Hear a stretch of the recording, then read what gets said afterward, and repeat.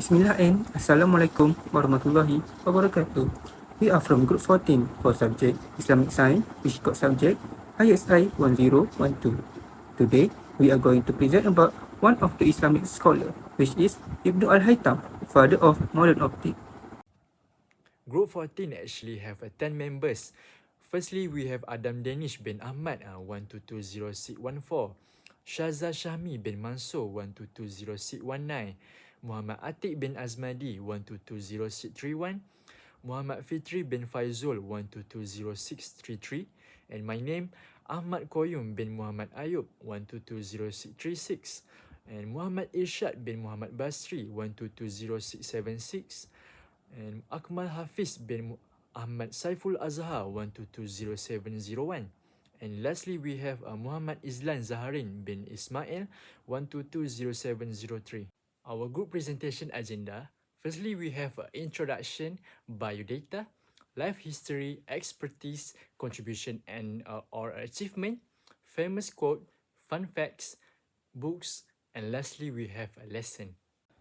Introduction about our group presentation.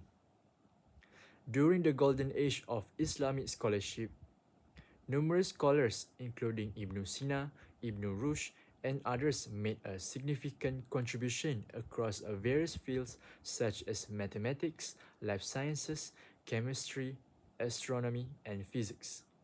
However, for this discussion, let's focus on a renowned scholar in the field of astronomy and life sciences, namely Ibn Al-Haitam.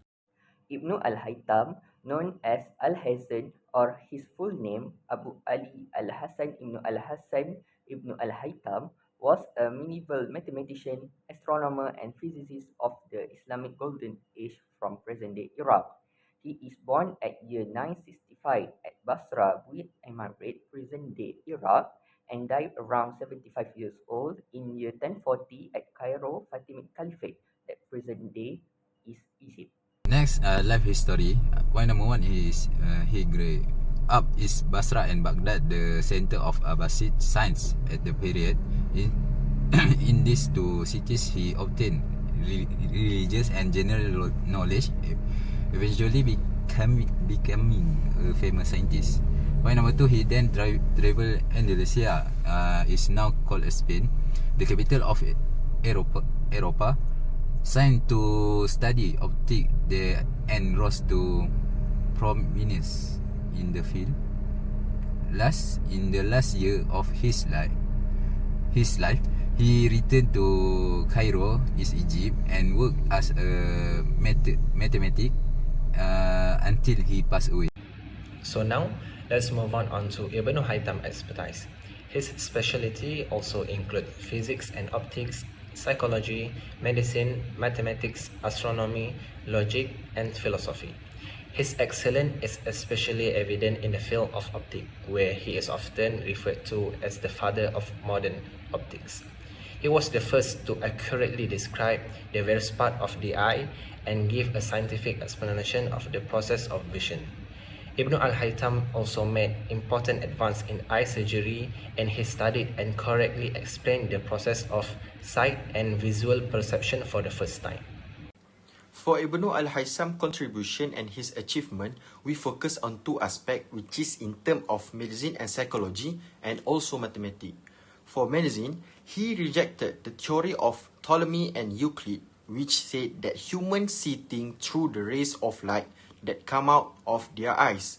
According to him, it is not the eye that gives light. Therefore, the thing that is seen reflects light to the human eye. This theory became a reference for Western scientists and until now continues to survive in the world of science. For psychology, he is considered by some to be the founder of psychophysics and experimental psychology for his pioneering work on the psychology of visual perception. Another aspect of Ibn Al-Haitam's contribution and achievement is mathematics. It can see through that he developed analytical geometry by establishing linkage between algebra and geometry. He studied the mechanics of motion of a body moved perpetually unless an external force stops it or changes its direction of motion.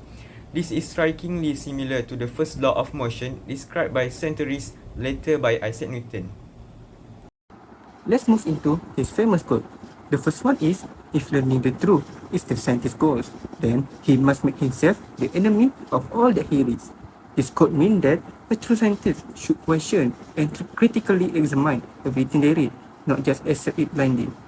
For the second one is, I constantly sought knowledge and truth, and it became my belief that for gaining the light and closeness of God, there is no better way than that of searching out for truth and knowledge. This quote means that the pursuit of knowledge and the truth is the best way to achieve spiritual enlightenment and closeness to God. So on to the fun facts of Ibn Al-Haytham, which is we discovered many of facts about him, but we compile into four major facts, which is the first one is he has a nickname in Latin, Ptolemyus Secundus, which is in English it's called Ptolemy II. Next, he has been regarded as the father of modern optics, which has been influential of his famous book known as Kitab al-Manazir. Next, he wrote more than 200 works on a wide range of subjects, of which at least 96 of his scientific works are known. And lastly, it is unfortunate that most of his works are now lost, but more than 50 of them have survived to some extent, which is half of them is mathematics, 23 are on astronomy, 14 are on optics, and few are on other subjects. The most famous book written by the Ibn Al-Haytham is Kitab al-Manazil, Book of Optics. This groundbreaking work in optics and vision is considered one of the most significant contributions to the field. He systematically studied the behavior of light, and his work laid the foundation for the modern science of optics and influenced both Islamic and Western scholars.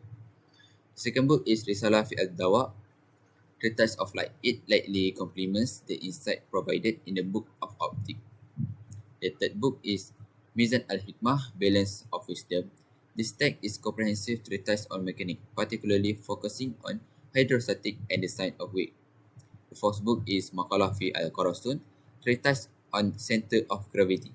It demonstrates an advanced understanding of gravitational principle and mechanics, influencing later development in physics.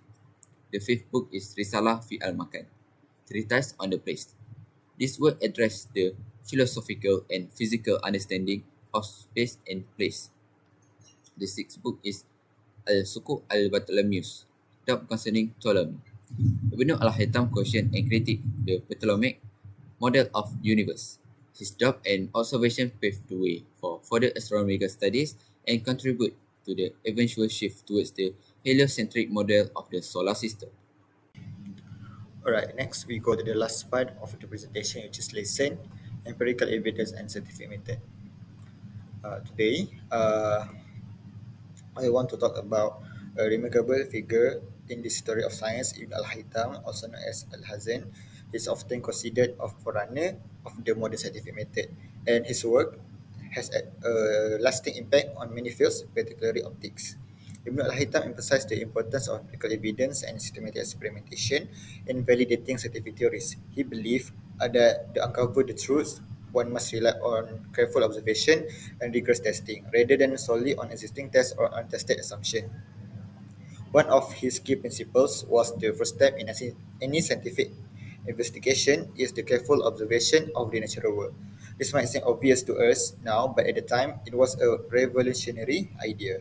Ibn al-Haytham argued that by observing nature closely, scientists could gather the necessary data to formulate hypotheses and then test this hypothesis through experiments.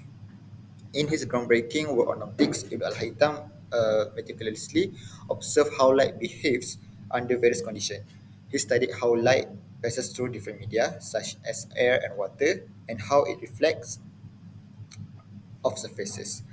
Through this detailed observation and experiments, he was able to challenge and refine existing theories of vision and light. For instance, he disproved the then prevailing theories of Ptolemy and Euclid, which claimed that the vision occurs because rays of light emanate from the eyes and sight objects. Instead, Ibn al-Haytham demonstrated that vision happens when light reflects off objects and enters our eyes. There was a major breakthrough in understanding how we see the world. His approach to studying optics was methodical and empirical, laying the groundwork for future scientific inquiry. By prioritizing evidence and experimentation, Ibn Haytham had to establish a scientific framework that remains central to scientific practice today. To summarize, Ibn al-Haytham contribution extend for beyond his own discoveries, his insistence on empirical evidence and systematic experimentation set the stage for development of the modern scientific method. His work on optics not only advanced our understanding of light and vision, but also exemplified the power of observation and experimentation in science.